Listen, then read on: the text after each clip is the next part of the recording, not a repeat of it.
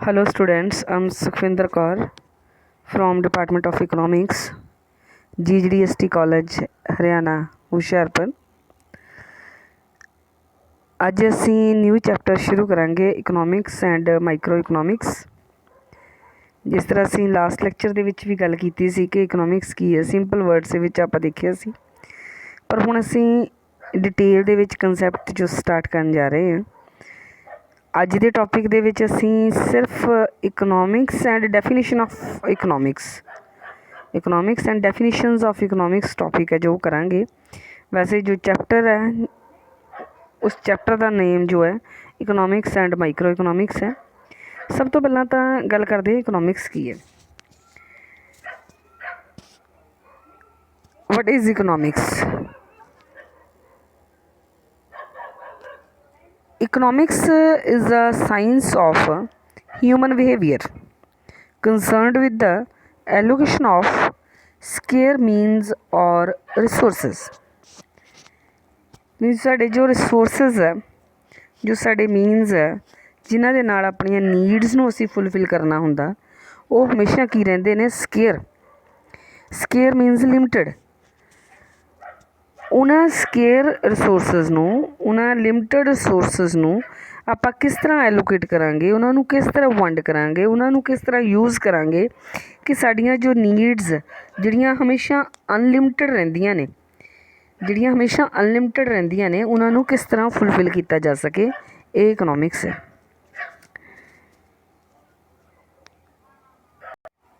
Means economics ਕੀ ਹੈ ਕਿ ਆਪਾਂ ਆਪਣੇ ਅਨਲਿਮਟਿਡ ਨੀਡਸ ਨੂੰ ਸਕੇਅਰ ਸੋਰਸਿਸ ਦੇ ਨਾਲ ਕਿਸ ਤਰ੍ਹਾਂ ਫੁੱਲਫਿਲ ਕਰਾਂਗੇ। ਹੁਣ ਇਕਨੋਮਿਕਸ ਨੂੰ ਲੈ ਕੇ ਬਹੁਤ ਸਾਰੀਆਂ ਡੈਫੀਨੇਸ਼ਨਸ ਵੀ ਨੇ। ਡੈਫੀਨੇਸ਼ਨਸ ਦੇ ਵਿੱਚ ਜਿਸ ਤਰ੍ਹਾਂ ਆਪਾਂ ਪਹਿਲਾਂ ਵੀ ਗੱਲ ਕਰ ਚੁੱਕੇ ਹਾਂ ਕਿ ਫਾਦਰ ਆਫ ਇਕਨੋਮਿਕਸ ਹੈ ਜਿਹੜੇ, ਉਹ ਐਡਮ ਸਮਿਥ ਨੇ, ਔਰ 1776 ਦੇ ਵਿੱਚ ਐਡਮ ਸਮਿਥ ਨੇ ਸਾਨੂੰ ਇਕਨੋਮਿਕਸ ਦਾ ਜਿਹੜਾ ਕੰਸੈਪਟ ਹੈ ਉਹ ਦਿੱਤਾ ਹੈ। ਐਡਮ ਸਮਿਥ ਦੀ ਬੁੱਕ ਹੈ ਵੈਲਥ ਆਫ ਨੇਸ਼ਨਸ। ਵੈਸੇ ਜੋ ਫੁੱਲ ਨੇਮ ਹੈ ਬੁੱਕ ਦਾ, an enquiry into the nature and causes of the wealth of nations. An enquiry into the nature and causes of the wealth of nations, ਇਹ ਉਸ ਦੀ book ਦਾ ਨਾਮ ਹੈ, ਐਡਮ ਸਮਿਥ ਦੀ ਬੁੱਕ ਦਾ ਨਾਮ ਹੈ। ਇਸ ਬੁੱਕ ਦੇ ਵਿੱਚ, ਇਸ ਬੁੱਕ ਨੂੰ ਅਸੀਂ ਸਿੰਪਲ ਵੈਲਥ ਆਫ ਨੇਸ਼ਨਸ ਵੀ ਕਹਿ ਦਿੰਦੇ ਹਾਂ। ਔਰ ਇਸ ਬੁੱਕ ਦੇ ਵਿੱਚ ਇਕਨੋਮਿਕਸ ਦੀ ਡੈਫੀਨੇਸ਼ਨ ਜਿਹੜੀ ਐਡਮ ਸਮਿਥ ਨੇ ਦਿੱਤੀ ਹੈ। ਉਸ ਤੋਂ ਬਾਅਦ 18th ਸੈਂਚੁਰੀ ਦੇ ਵਿੱਚ, 19th ਸੈਂਚੁਰੀ ਦੇ ਵਿੱਚ ਐਡਮ ਸਮਿਥ ਦੇ ਨਾਲ J.S. ਮਿਲ, J.B. ਸੇ, ਵਾਲਕਰ ਸੀਨੀਅਰ ਜਿਹੜੇ ਇਕੋਨਮਿਸਟ ਹੈਗੇ ਆ, ਇਹਨਾਂ ਨੇ ਵੀ ਟਾਈਮ ਦੇ ਉੱਤੇ ਇਕਨੋਮਿਕਸ ਦੀ ਜਿਹੜੀ ਡੈਫੀਨੇਸ਼ਨ ਦਿੱਤੀ ਹੈ। ਕਾਫੀ ਸਾਰੇ ਇਕੋਨਮਿਸਟਸ ਦਾ ਨਾਮ ਲਿਆ ਮੈਂ, ਐਡਮ ਸਮਿਥ, J.S. ਮਿਲ, J.B. ਸੇ, ਵਾਲਕਰ ਸੀਨੀਅਰ। ਇਸ ਤੋਂ ਭਾਵ ਇੱਥੋਂ ਇਹ ਪਤਾ ਚੱਲਦਾ ਆਪਾਂ ਨੂੰ ਕਿ ਇਕਨੋਮਿਕਸ ਦੀ ਇੱਕ ਡੈਫੀਨੇਸ਼ਨ ਨਹੀਂ ਹੈ। ਇਕਨੋਮਿਕਸ ਦੇ ਵਿੱਚ ਵਾਰਬਰਾ ਬੂਟਨ ਨਾਂ ਦੇ ਇੱਕ ਇਕੋਨਮਿਸਟ ਆ, ਔਰ ਉਹ ਇਹ ਕਹਿੰਦੇ ਆ ਵੀ ਜੇ 6 ਇਕੋਨਮਿਸਟ ਹੋਣਗੇ ਤਾਂ 7 ਵਿਊਜ਼, 7 ਡੈਫੀਨੇਸ਼ਨਸ ਹੋਣਗੀਆਂ। ਮੀਨਸ ਇਕਨੋਮਿਕਸ ਦੀ ਇੱਕ ਸਿੰਪਲ ਡੈਫੀਨੇਸ਼ਨ ਦੇਣਾ ਬਹੁਤ ਔਖਾ ਹੈ। ਇਹ ਇਕੋਨਮਿਸਟਸ ਦਾ ਹੀ ਮੰਨਣਾ, ਅਰਥ ਸ਼ਾਸਤਰੀ ਇਹ ਮੰਨਦੇ ਆ ਕਿ ਇੱਕ ਸਿੰਪਲ ਜਿਹੜੀ ਡੈਫੀਨੇਸ਼ਨ ਇਕਨੋਮਿਕਸ ਦੀ ਦੇਣੀ ਹਮੇਸ਼ਾ ਬਹੁਤ ਔਖੀ ਹੈ। ਅਤੇ ਜੋ 3 ਫੇਮਸ ਡੈਫੀਨੇਸ਼ਨਸ ਨੇ, 3 ਫੇਮਸ ਡੈਫੀਨੇਸ਼ਨਸ ਨੇ। ਪਹਿਲੀ ਡੈਫੀਨੇਸ਼ਨ ਹੈ ਜਿਹੜੀ ਐਡਮ ਸਮਿਥ ਦੀ ਹੈ। ਇੱਥੇ ਤੁਸੀਂ ਆਪ ਜਦੋਂ ਨੋਟਸ ਪ੍ਰਿਪੇਅਰ ਕਰੋਗੇ ਤਾਂ ਤੁਸੀਂ ਥੋੜ੍ਹੀ ਜਿਹੀ ਕਰੈਕਸ਼ਨ ਕਰ ਲੈਣਾ। ਇਸ ਨੂੰ ਵੈਲਥ ਡੈਫੀਨੇਸ਼ਨ ਵੀ ਕਹਿੰਦੇ ਆ। ਇੱਥੇ ਵੈਲਥ ਓਰੀਐਂਟਡ ਡੈਫੀਨੇਸ਼ਨ ਲਿਖਿਆ ਹੋਇਆ, ਇਸ ਨੂੰ ਵੈਲਥ ਡੈਫੀਨੇਸ਼ਨ ਕਹਿੰਦੇ ਆ, given by Adam Smith. Next ਜਿਹੜੀ ਡੈਫੀਨੇਸ਼ਨ ਹੈ ਉਹ ਹੋਏਗੀ ਵੈਲਫੇਅਰ ਡੈਫੀਨੇਸ਼ਨ, ਔਰ ਵੈਲਫੇਅਰ ਡੈਫੀਨੇਸ਼ਨ ਹੈ ਜਿਹੜੀ ਉਹ ਦਿੱਤੀ ਹੈ ਮਾਰਸ਼ਲ ਨੇ। ਐਂਡ ਥਰਡ ਜਿਹੜੀ ਡੈਫੀਨੇਸ਼ਨ ਹੈ ਉਹ ਹੈ ਸਕੇਅਰਸਿਟੀ ਡੈਫੀਨੇਸ਼ਨ, ਜਿਹਨੂੰ ਇੱਥੇ ਤੁਹਾਡੀ ਬੁੱਕ ਦੇ ਵਿੱਚ ਗਰੋਥ ਓਰੀਐਂਟਡ ਡੈਫੀਨੇਸ਼ਨ ਲਿਖਿਆ। ਸਕੇਅਰਸਿਟੀ ਡੈਫੀਨੇਸ਼ਨ ਹੈ ਇਹ, ਔਰ ਇਹ ਆਪਾਂ ਨੂੰ ਦਿੱਤੀ ਹੈ ਰੋਬਿਨਸ ਨੇ। ਹੁਣ ਸਭ ਤੋਂ ਪਹਿਲਾਂ ਅਸੀਂ ਗੱਲ ਕਰਾਂਗੇ ਐਡਮ ਸਮਿਥ ਦੀ ਦਿੱਤੀ ਹੋਈ ਵੈਲਥ ਡੈਫੀਨੇਸ਼ਨ ਦੀ। ਹੁਣ ਐਡਮ ਸਮਿਥ ਕੀ ਕਹਿੰਦਾ ਹੈ ਕਿ ਇਕਨੋਮਿਕਸ ਕੀ ਹੈ? An inquiry into the nature and causes of wealth of nations and is related to the law of production, exchange, distribution and consumption of wealth। JBCA ने भी definition दी है, कहता political economy makes known the nature of wealth. इन्हां सारियां डेफिनेशनस तो जिहड़ियां JS मिल ने दी जां एडम स्मिथ ने दी, इन्हां तो ये पता लगता है कि वैल्थ है जिहड़ी वो सबजैक्ट मैटर है इकोनॉमिक्स का, और इकोनॉमिक्स का जिहड़ा सेंट्रल पॉइंट है वो वैल्थ है, धन है। तो वैल्थ कोई भी चीज़ हो सकती है जे ते तुहाडी ओनरशिप होवे। तो एडम स्मिथ ने जिहड़ी डेफिनेशन दी है ਉਹਦੇ ਵਿੱਚ फीचर्स की है। फीचर्स मीनस एडम स्मिथ की जिहड़ी डेफिनेशन है जिन्होंने वैल्थ डेफिनेशन कहते हैं, इस वैल्थ डेफिनेशन दे विच की स्टडी करदा है। इस डेफिनेशन के अकॉर्डिंग इकोनॉमिक्स जदों असीं पढ़ते हैं तो ये किहड़ी चीज़ की स्टडी की जाती, किहड़े कंसैप्ट्स आ जिन्होंने स्टडी किया जाता। सब तो पहला स्टडी ऑफ वैल्थ। वैल्थ वो कोई भी प्रोडक्ट, वो कोई भी कमोडिटी, वो कोई भी चीज़ जिते तुहाडी ओनरशिप होवे उसनूं वैल्थ कहा जाता। तो सब तो पहला तो इकोनॉमिक्स के विच वैल्थ की स्टडी की जाती है। तो दूसरे नंबर पर सिर्फ मटीरीयल कमोडिटीज़ दी जिहड़ी स्टडी की जाती, जिहड़ियां नॉन मटीरीयल कमोडिटीज़ आ लाइक एयर एंड वाटर, इन्हां दी स्टडी जिहड़ी इकोनॉमिक्स दे विच नहीं की जाती according to Adam Smith, according to wealth definition given by Adam Smith. तो उस तो इलावा इकोनॉमिक्स दे विच आपां स्टडी करते हैं, वैल्थ की स्टडी करते हैं। तो वैल्थ फिर आउंदी कित्थों आ? जे आपां धन की स्टडी करते हैं तो फिर धन आउंदा कित्थों आ? जिहड़ी वैल्थ आ हमेशा जिहड़ी आएगी जो तुसी प्रोडक्शन करोगे तो उहदे नाल आउटपुट जनरेट होएगी, तो उहदे नाल फिर तुहाडी जिहड़ी वैल्थ आ वो इनक्रीज़ होएगी। तो इकोनॉमिक्स के विच एडम स्मिथ के अकॉर्डिंग आपां यही चीज़ की स्टडी करते हैं कि वैल्थ की है, वैल्थ किस तरह जनरेट होंदी है। तो ये असीं सिर्फ मटीरीयल कमोडिटीज़ आ जिहड़ियां कमोडिटीज़ नॉन मटीरीयल आ उन्होंने असीं इगनोर करते हैं, सिर्फ तो सिर्फ मटीरीयल कमोडिटीज़ आ जिहड़ियां उन्हां दी ही स्टडी करते हैं। उस तो बाद सैकेंड डेफिनेशन है जिहड़ी वो वैलफेयर डेफिनेशन कहा जाता है। तुहाडे इत्थे वैलफेयर ओरीएंटेड डेफिनेशन लिखिया गया। वैल्थ डेफिनेशन जिहड़ी वो अल्फ्रेड मार्शल ने दी है, और मार्शल है जिहड़ा उसकी बुक का नाम है प्रिंसीपल्स ऑफ इकोनॉमिक्स। 1890 दे विच बुक आई है प्रिंसीपल्स ऑफ इकोनॉमिक्स। इस बुक दे विच उसने अपनी डेफिनेशन दी है, और ये उन्हें कहा कि इकोनॉमिक्स है जिहड़ी वो वैलफेयर नाल रिलेटेड आ, वैल्थ नाल रिलेटेड नहीं है। मार्शल ने कहा, वो कहता कि ये असीं वैलफेयर की स्टडी करते हैं। Economics is a study of Mankind in the ordinary business in life. It examines that part of individual and social action which is most closely connected with the attainment and with the use of material. This definition implies three important aspects. इस definition दे विच उन्हें सब तो पहला कहा कि economics दे विच असीं सिर्फ तो सिर्फ स्टडी करते हैं ऑर्डनरी बिजनेस ऑफ लाइफ की। ये असीं स्टडी करते हैं मैन की, मीनस वो कहना वैल्थ की स्टडी नहीं करते, आपां इंडिविजुअल की स्टडी करते हैं। क्योंकि वो एडम स्मिथ की बजाय जिहड़ा मार्शल आ उहदा ये मनना सी कि वैल्थ है जिहड़ी वो इंडिविजुअल्स लई है, वैल्थ है जिहड़ी वो लोकां लई है। इसलिए असीं जिहड़ी स्टडी आ वो इंडिविजुअल की करांगे, इसलिए economics is the study of man. और दूसरा ये जिहड़ी स्टडी की जाती है जिहड़ा सोशल एक्शन है, it examines the economic aspect of an individual and his social action.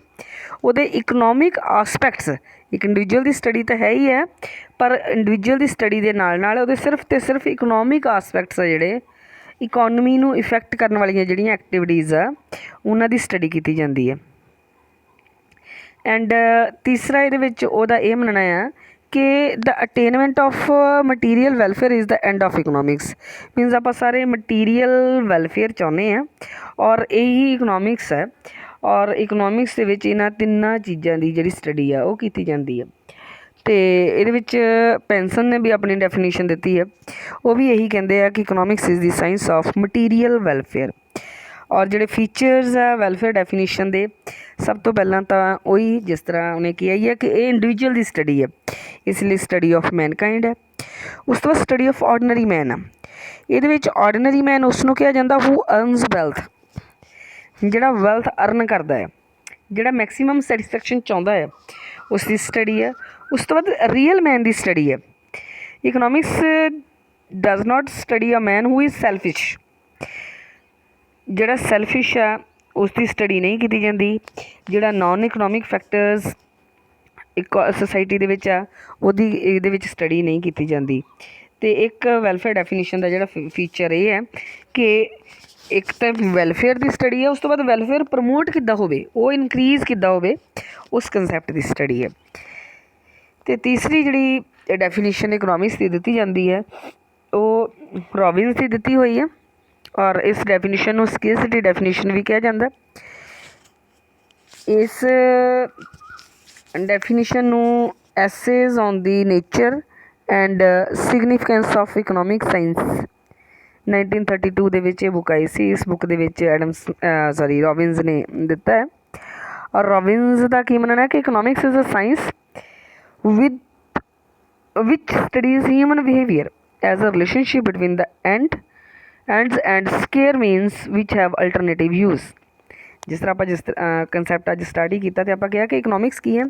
Economics is a study of economics ਕੀ ਹੈ। Economics is a study of human behaviour concerned with the allocation of scarce means or resources। Means scarce resources ਦੇ ਨਾਲ related square resources ਦਾ ਕਿਸ ਤਰ੍ਹਾਂ best use ਹੋਵੇ ਕਿ ਸਾਨੂੰ maximum satisfaction ਜਿਹੜੀ ਮਿਲੇ, ਸਾਡੀਆਂ ਜਿਹੜੀਆਂ ਅਨਲਿਮਿਟਡ ਨੀਡਸ ਆ ਉਹ ਫੁੱਲਫਿਲ ਹੋ ਜਾਣ। ਅਤੇ ਇਹ ਜਿਹੜੀ ਡੈਫੀਨੇਸ਼ਨ ਹੈ, ਇਹ ਜਿਹੜੀ ਅਸੀਂ ਨੋਰਮਲ ਸਿੰਪਲ ਮੀਨਿੰਗ ਕਹਿੰਦੇ ਆ, ਇਸ ਮੀਨਿੰਗ ਨੂੰ ਡੈਫੀਨੇਸ਼ਨ ਦੀ ਫੋਰਮ ਦੇ ਵਿੱਚ ਸਾਨੂੰ ਰੋਬਿਨਸ ਨੇ ਦਿੱਤਾ ਹੈ। ਅਤੇ ਰੋਬਿਨਸ ਦੀ ਜਿਹੜੀ ਡੈਫੀਨੇਸ਼ਨ ਆ ਇਸ ਦੇ ਵਿੱਚ ਅੱਗੇ ਜਿਹੜੀਆਂ ਐਡੀਸ਼ਨਸ ਆ ਇਕੋਨਮਿਸਟਸ ਹੈਗੇ ਆ ਜਿਨ੍ਹਾਂ ਦੇ ਵਿੱਚ ਸਟਿਗਲਰ ਹੈ, ਔਰ ਉਸ ਤੋਂ ਇਲਾਵਾ ਔਸਕਰ ਲਾਂਗੇ ਹੈਗੇ ਆ,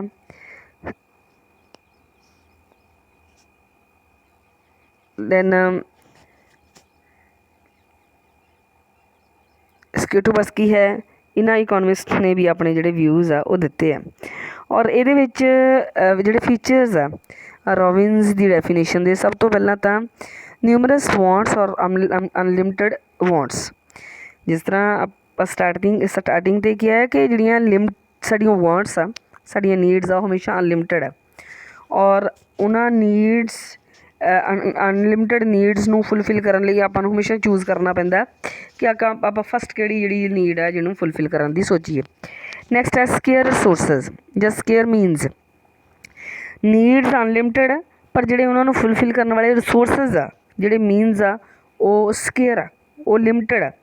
ਉਸ ਤੋਂ ਬਾਅਦ ਅਲਟਰਨੇਟਿਵ ਯੂਜ਼ ਆਫ ਮੀਨਸ, ਜਿਹੜੇ ਤੁਹਾਡੇ ਰਿਸੋਰਸਿਸ ਆ, ਜਿਹੜੇ ਤੁਹਾਡੇ ਮੀਨਸ ਆ, ਤੁਹਾਡੀਆਂ ਲੋੜਾਂ ਨੂੰ, ਤੁਹਾਡੀਆਂ ਨੀਡਸ ਨੂੰ, ਤੁਹਾਡੀਆਂ ਲਿਮਿਟਡ ਵਾਂਟਸ ਨੂੰ ਫੁੱਲਫਿਲ ਕਰਨ ਵਾਲੇ, ਉਹ ਸਿਰਫ ਅਤੇ ਸਿਰਫ ਸਕੇਅਰ ਨਹੀਂ ਆ, ਉਹਨਾਂ ਦੇ ਇੱਕ ਤੋਂ ਜ਼ਿਆਦਾ ਯੂਜ਼ ਵੀ ਹੈ। ਜਿਹੜੇ ਰਿਸੋਰਸਿਸ ਆ, ਜਿਸ ਤਰ੍ਹਾਂ ਮੰਨ ਲਓ ਸਾਡਾ ਇਸ ਵੇਲੇ ਸਾਡੀ ਵੈਲਥ ਜਾਂ ਸਾਡਾ ਮਨੀ ਸਾਡੀਆਂ ਲੋੜਾਂ ਨੂੰ ਪੂਰਾ ਕਰਨ ਦਾ ਸਾਡਾ ਇੱਕ ਸਾਧਨ ਹੈ, ਅਤੇ ਉਹਦੇ ਬਹੁਤ ਸਾਰੇ ਯੂਜ਼ ਵੀ ਹੈ। ਇੱਕ ਤਾਂ ਉਹ ਹੈ ਘੱਟ, ਲਿਮਿਟਡ ਆ, ਉਹਦੀ ਇੱਕ ਲਿਮਿਟ ਆ, ਉਹਦੀ ਜਿਹੜੀ ਡਿਮਾਂਡ ਆ ਬਹੁਤ ਜ਼ਿਆਦਾ ਆ ਕਿਉਂਕਿ ਸਾਡੀਆਂ ਲੋੜਾਂ ਬਹੁਤ ਜ਼ਿਆਦਾ ਆ। ਪਰ ਉਸ ਤੋਂ ਇਲਾਵਾ ਜਿਹੜੇ ਰਿਸੋਰਸਿਸ ਉਹਨਾਂ ਨੂੰ ਫੁੱਲਫਿਲ ਕਰਨ ਵਾਲੇ ਹੈਗੇ ਆ, ਉਹਨਾਂ ਦੇ ਜਿਹੜੇ ਯੂਜ਼ ਆ ਉਹ ਵੀ ਬਹੁਤ ਜ਼ਿਆਦਾ ਹੈਗੇ ਆ। ਅਤੇ ਇਸ ਤੋਂ ਇਲਾਵਾ ਇੱਕ ਜਿਹੜੀ ਹੋਰ ਅੱਗੇ ਜਾ ਕੇ ਡੈਫੀਨੇਸ਼ਨ ਦਿੱਤੀ ਜਾਂਦੀ ਉਹ ਵੀ ਰੋਬਿਨਸ ਦੀ ਹੈ। ਉਸ ਨੂੰ ਗਰੋਥ ਓਰੀਐਂਟਡ ਡੈਫੀਨੇਸ਼ਨ ਕਿਹਾ ਜਾਂਦਾ ਹੈ। ਅਤੇ ਗਰੋਥ ਓਰੀਐਂਟਡ ਡੈਫੀਨੇਸ਼ਨ ਦੇ ਵਿੱਚ ਰੋਬਿਨਸ ਨੇ ਕੀ ਕਿਹਾ, ਸਕੇਅਰਸਿਟੀ ਟੁੱਕ static view of economic problem. Means ਜਿਹੜਾ ਇਕਨੋਮਿਕਸ ਆ ਉਹ ਬੇਸਿਕਲੀ ਤਾਂ ਸਕੇਅਰਸਿਟੀ ਨਾਲ ਰਿਲੇਟਡ ਆ ਕਿ ਸਕੇਅਰਸਿਟੀ ਹੈ, ਰਿਸੋਰਸਿਸ ਬਹੁਤ ਸਕੇਅਰ ਆ। It was the only positive aspect analysing the economic problem arising out of scarcity. ਪਰ ਜਿਹੜੇ ਹੁਣ ਮਾਡਰਨ ਇਕੋਨਮਿਸਟ ਆ ਉਹ ਫੀਲ ਕਰਦੇ ਆ economics should also suggest how scarce means are used.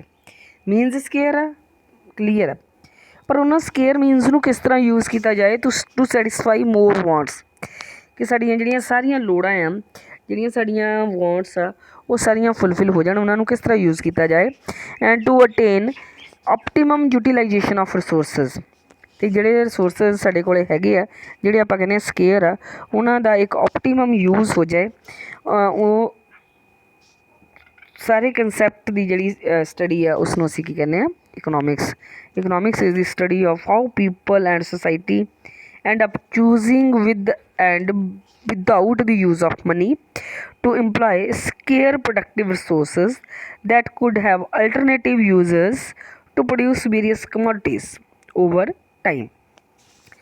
और ये जी डेफिनेशन है सैमुअल्सन की दी हुई डेफिनेशन है ग्रोथ ओरीएंटेड डेफिनेशन। और ग्रोथ ओरीएंटेड डेफिनेशन दे विच जिहड़े मेन फीचर्स आ, सब तो पहला तो ये इकोनॉमिक रिसोर्सिस की गल की गई है।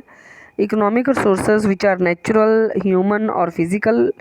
एंड उस तो बाद जिहड़े इकोनॉमिक रिसोर्सिस आ उन्हां दा एफिशिएंट एलोकेशन किस तरह होवे, वधिया यूज़ किस तरह होवे, and full utilisation of resources.